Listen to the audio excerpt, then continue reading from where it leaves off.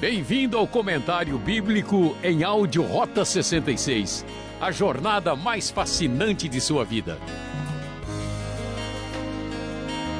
Estudo 12, baseado em Mateus, capítulo 14. Como estamos observando Jesus, depois de apresentar as suas parábolas, continua num contexto de rejeição crescente. Essa rejeição de Jesus, que não é percebido como Messias, não é percebido como profeta de Deus, começa, na verdade, no finalzinho do capítulo 13, que tecnicamente está ligado ao capítulo 14. No final do capítulo 13, vamos ver Jesus chega à sua cidade, isso é, a cidade onde ele foi criado, que é Nazaré, e começa a ensinar na sinagoga. E o texto da NVI vai nos falar que todos ficaram admirados e perguntavam de onde lhe vem esta sabedoria e esses poderes miraculosos, ou melhor, poderes milagrosos. Aí eles então disseram: não é este o filho do carpinteiro? O nome da sua mãe não é Maria? Os seus irmãos não são Tiago, José, Simão e Judas? Não estão conosco todas as suas irmãs? De onde ele obteve todas essas coisas? E então eles se escandalizaram por causa dele. E Jesus então diz que só em sua própria terra, em sua própria casa, é que um profeta não tem honra. E por causa dessa incredulidade, descrença deles, ele não realizou milagres ali. Jesus é rejeitado em sua própria cidade, pois quem vê cara não vê salvação, não vê o que está por trás daquela pessoa que era familiar àquele contexto. Esta rejeição profunda que é acentuada aqui aparece ainda com mais força no começo aí do capítulo 14. O texto vai nos falar que Herodes, que era o governador de uma quarta parte da região da Palestina, ouviu os relatos a respeito de Jesus. E na mesma hora, veja só o que Herodes pensou. Ele disse que era João Batista. João Batista tinha ressuscitado dos mortos e por isso nele estavam operando esses poderes milagrosos. Assim, o texto vai nos falar que o que havia acontecido com João Batista, o precursor de Jesus. João Batista, como profeta de Deus, estava condenando a atitude de Herodes, porque ele havia se casado com Herodias, que era mulher de seu irmão. E, portanto, Herodes queria matá-lo. E o que acontece é que num belo dia, a filha de Herodias, no aniversário dele, dançou diante de todos, fez lá uma dança muito especial, agradou tanto Herodes, que ele prometeu, sob juramento, dar a ela o que ela bem quisesse. Então a mãe, a Herodias, disse à sua filha que pedisse num prato a cabeça de João Batista. E o pedido foi atendido e assim João Batista foi decapitado na prisão de maneira cruel e horrorosa, mostrando não só a rejeição do precursor, mas como Jesus também está sob ameaça, rejeitado por Herodes, rejeitado por aqueles da sua própria família, porque eles não sabem quem é Jesus. Quem vê cara não vê a salvação por trás do Filho de Deus que é vindo ao mundo, o Rei messiânico, o Messias esperado. Diante disso, enquanto eles estão sendo cruéis e rejeitando Jesus, quem é este Jesus? A história é tão interessante, prezado ouvinte, que é mais ou menos como um patinho feio, mais ou menos como aquele desprezado e rejeitado que se revela como um grande cisne real, como uma pessoa para lá de especial. E assim, o verso 13 vai nos mostrar que Jesus retirou-se de barco, em particular para um lugar deserto, isto é, um lugar solitário. As multidões ficaram sabendo disso e foram atrás dele. Quando Jesus saiu do barco, ele viu a grande multidão, teve compaixão, curou os seus doentes e os discípulos estavam ali com ele.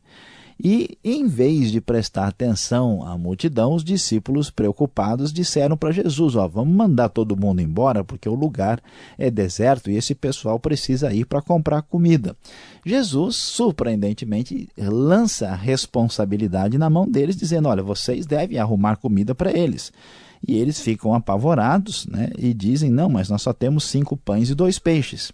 Jesus então pede que eles sejam trazidos e manda que todo mundo se assente na grama. Tomou então os 5 pães e os 2 peixes, olhou para os céus, deu graças a Deus, partiu os pães e disse aos discípulos que distribuíssem para a multidão. Surpreendentemente, o grande milagre, a multiplicação dos pães e de peixes, acontece de modo que foram recolhidos 12 cestos cheios de pedaços que sobraram e 5.000 homens, sem contar mulheres e crianças, comeram desta refeição extraordinária e especial, quando Jesus mostra para o povo judeu, apesar dele já estar aqui na região da Galileia. É interessante observar que o texto caminha numa direção de mostrar o poder de Jesus, de quem ele é para os gentios também, ou aqueles menos judeus.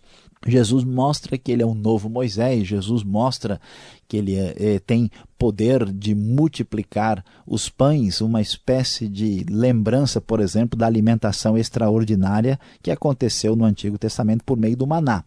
Os discípulos, então, passam por essa experiência. Em seguida, Jesus faz com que os discípulos entrem no barco para que eles possam ir para o outro lado do lago. É o lago de Genezaré, o lago da Galileia. E Jesus, então, enquanto despede a multidão, ordena que os discípulos vão para o outro lado.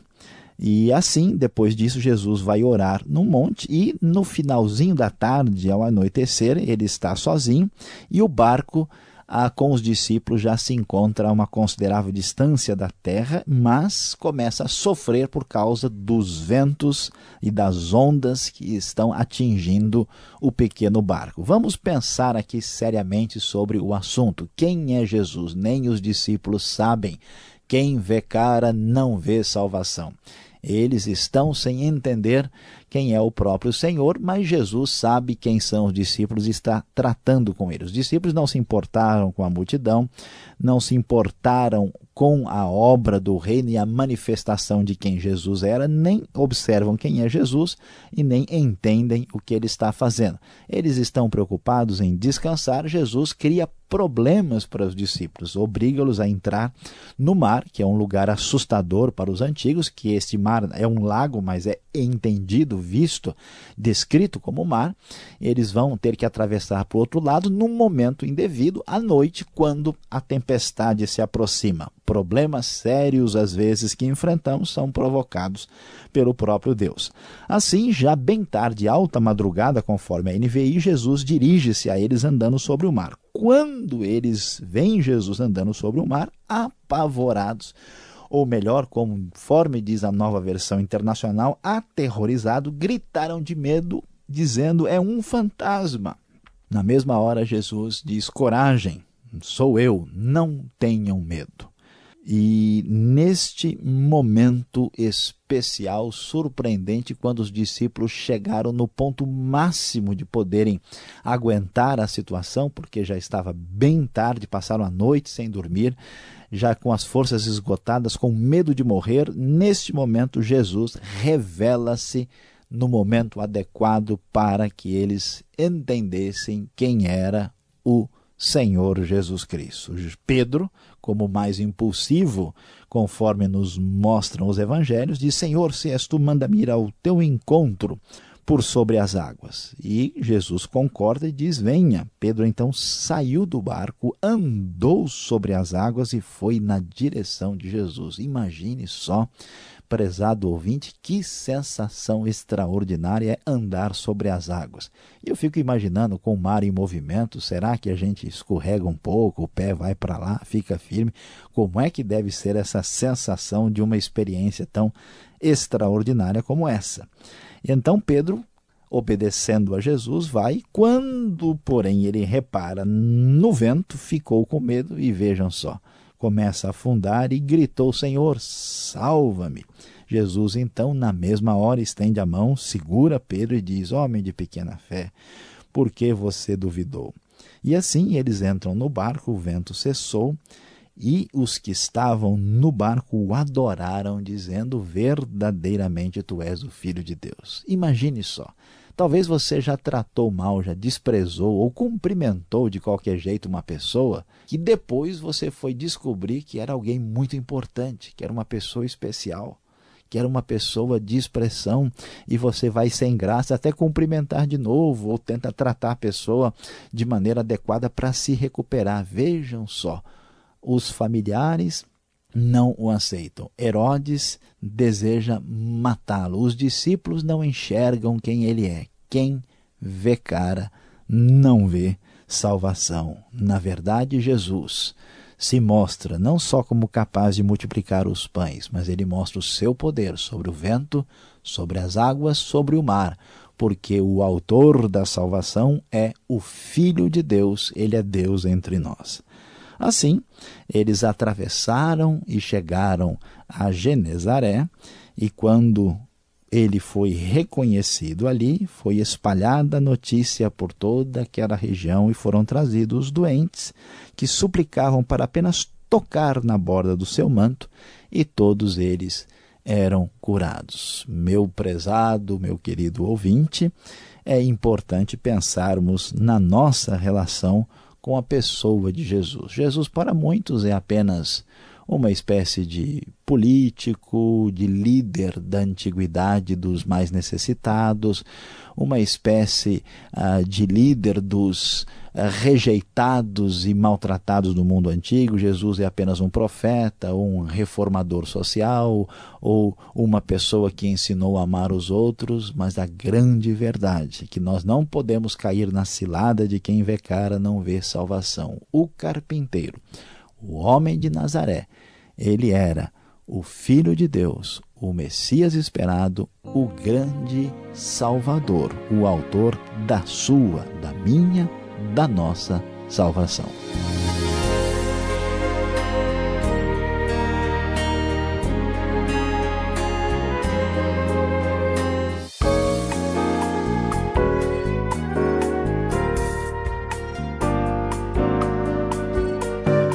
Voltamos agora com as perguntas depois desta aula no capítulo 14 de Mateus. Professor Luiz Saião agora vai responder e tirar as suas dúvidas. Professor, eu começo no contexto deste capítulo. Capítulo 13 de Mateus, o final, 53 até 58, fala da família de Jesus. É isso mesmo?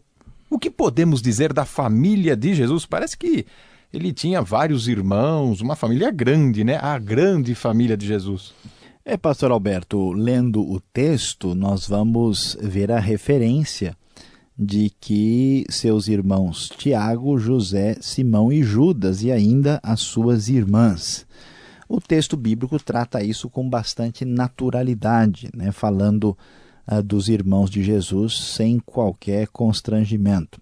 É claro que existe uma outra linha teológica que tem dificuldade de enxergar aqui irmãos no sentido mais comum da palavra, mas não há nenhuma razão para nós questionarmos aqui que são irmãos de Jesus mesmo. Por quê? Porque o texto trata isso com bastante naturalidade, né? O sentido normal da palavra irmão parece ser o significado aqui, né? Se fosse alguma outra coisa diferente, era mais provável que houvesse alguma explicação. E aqueles que têm dificuldade com isso vieram a sugerir que, na verdade, seriam primos de Jesus, seriam parentes ou talvez filhos de um outro primeiro casamento de José. São especulações que não têm nenhum fundamento no texto, né? Se fossem parentes distantes de Jesus, não faz sentido encaixá-los num contexto de ambiente familiar próximo. Jesus vai falar, por exemplo, num outro texto, quem são os meus irmãos, minhas irmãs, a minha mãe, né? Aqueles que fazem a vontade do Pai. Então, esse contexto imediato deixa bem claro que Jesus, sim, tinha família e tinha irmãos, e ele era apenas o primogênito de Maria. Incredulidade impede milagres, professor, porque o final do capítulo 13, o 58, diz assim: ele não fez ali muitos milagres por causa da incredulidade deles. Então quer dizer que Jesus não conseguia manifestar o seu poder diante do descrente? A pergunta é bem interessante, pastor Alberto, porque algumas pessoas poderiam até pensar, né, Jesus dependia, né, da ajuda, né, dos seus espectadores. Se o pessoal estivesse olhando direitinho, e ele então conseguia fazer os milagres, mas sem essa ajuda a coisa não dava certo. Isso, né, traz uma ideia bastante equivocada da realidade. Sem dúvida, não é nada disso. Não quer dizer que Jesus precisasse, né, da ajuda dos espectadores para que o milagre pudesse acontecer. Não é que Jesus era incapaz de fazer o milagre por causa das pessoas, é que não faz sentido fazer os milagres, porque o milagre, para que ele atinja o seu objetivo, ele é chamado, na verdade, de sinal na Bíblia, ele tem uma finalidade. Jesus não fazia milagres para se divertir, mas sim para mostrar que ele era o enviado de Deus. Esses milagres, se o coração não está preparado, eles não têm significado e sentido nenhum. A verdade, pastor Alberto, é que se uma pessoa enxergar diante de si mesma, na sua frente, o milagre mais extraordinário sem estar com o coração preparado, isso não terá valor nenhum. Então Jesus não fazia os milagres, não pôde no sentido em que isso não era benéfico para aqueles que estavam, não era de proveito para aqueles que estavam vendo. Não que ele perdia a sua capacidade, como se ele recebesse a energia de quem cresce. A ideia não é essa. Então, nesse sentido, sim, a incredulidade impossibilita o milagre. Agora, o que podemos dizer desta figura que aparece novamente aqui no capítulo 14 de Mateus? Herodes o Grande, o assustador e asqueroso, aparece de novo aqui. Afinal de contas, quem é que ressuscitou? João ou o próprio Herodes que ressurge aqui na história? Olha, pastor Alberto, realmente Herodes, ele faz qualquer um perder a cabeça, né? A coisa é complicada, temos Herodes demais. A verdade é que esse Herodes aqui não tem nada a ver com o Herodes que aparece no começo de Mateus. Lá nós temos Herodes, que é o Herodes Arquelau. Esses Herodes que aparecem aqui, eles são, na maioria dos casos, filho do Herodes o Grande. Aqui nós temos o caso de Herodes Antipas, que é um tetrarca, quer dizer, o governador da quarta parte de uma região na Palestina. No caso de Herodes Antipas, ele foi tetrarca da Galiléia e da Pérea, e ele foi aí governador, né, de 4 antes de Cristo até o ano 39. Então não se pode confundir o Herodes. Já fica difícil, né, que o sujeito confunde Herodes com Herodias, né, seja de noite ou seja de dia, a coisa assim se complica. Imagina então com tantos Herodes. Esse aqui é outro Herodes, a gente não pode complicar a situação. E para você não se confundir, Herodes não ressuscitou. Na verdade, nem João Batista. Tá certo. E que dupla do barulho, né? Herodes e Herodias, né? Agora, estes milagres, a multiplicação dos pães e peixes, e depois Jesus dando um passeio pelo lago, né? Ali, o que significa, o que podemos aprender destes milagres de Jesus?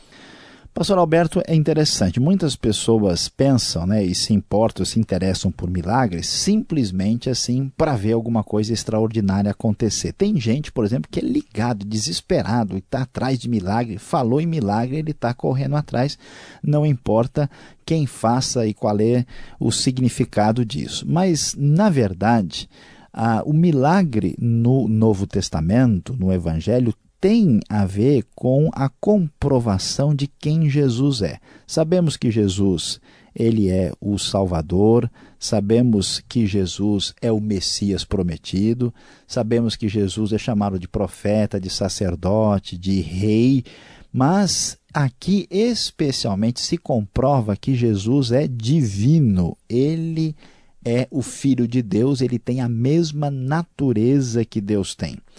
Isso é extremamente importante, porque quando Jesus se comprova como Filho de Deus, como divino, então a nossa relação com ele é bem diferente. Nós temos aí a manifestação do próprio Deus entre nós. Então isso é muito importante. Esta é a finalidade específica dos milagres aqui apresentados. Agora, o grupo de discípulos, os apóstolos, a maioria, quase todos eles, pescadores, homens valentes do mar. E como entender a reação desses discípulos que confundiram Jesus com um fantasma, professor? Agora foi ao extremo, né? Pois é, pastor Alberto, de fato a gente fica meio assim, que história é essa? Homens corajosos gritando no meio, né, da praia com medo de fantasma. Na antiguidade, como até hoje em muitos lugares, as pessoas de fato acreditavam na possibilidade do aparecimento de espíritos, né? Então eles acreditavam em fantasmas, e isso é uma possibilidade assim muito comum no mundo todo nesse tipo de crença. E eles, apavorados, extenuados, cansados, àquela hora, não tinham nenhuma expectativa de uma intervenção divina. Quando eles viram alguma coisa meio que brilhante, chegando, aparecendo, andando em cima das águas, não tem dúvida, eles entraram em desespero. A lógica de todo o processo é que eles não se importaram com as multidões, com as pessoas, e agora eles estavam sendo levados à exaustão das suas forças e, vamos assim, pagaram o mico, vamos assim dizer, né, de diante do próprio Senhor, confundirem ele com fantasma. E olha, pastor Alberto, isso acontece na vida da gente. Quantas vezes a gente passa por certas situações que a gente fala, né, é o demônio, é não sei quem, é um fantasma, é isso, e é o próprio Deus que está agindo na vida da gente. Não é interessante? Obrigado, Saião, pelas respostas, e você continua sintonizado. Vem agora a aplicação desse estudo.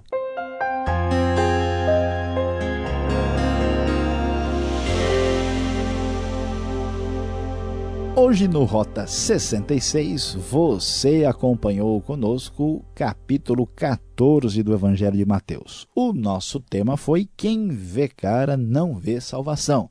Você viu como Jesus foi rejeitado e mal compreendido e desprezado pelos seus próprios conterrâneos.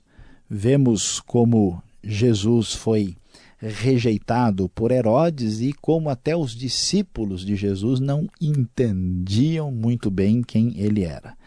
Diante de toda essa circunstância, vamos observar que Jesus faz com que os discípulos, para entenderem quem ele era, passem por um momento terrível de sofrimento e tribulação no meio do mar da Galileia, do lago de Genezaré, sendo colocados numa situação de sentirem medo e pavor da morte, e ficamos a pensar, por que Deus os coloca, Jesus os coloca numa situação de tanta aflição? Meu querido ouvinte, fique sabendo que quando passamos por lutas e muita aflição, nosso coração fica preparado para reconhecer o Senhor da salvação.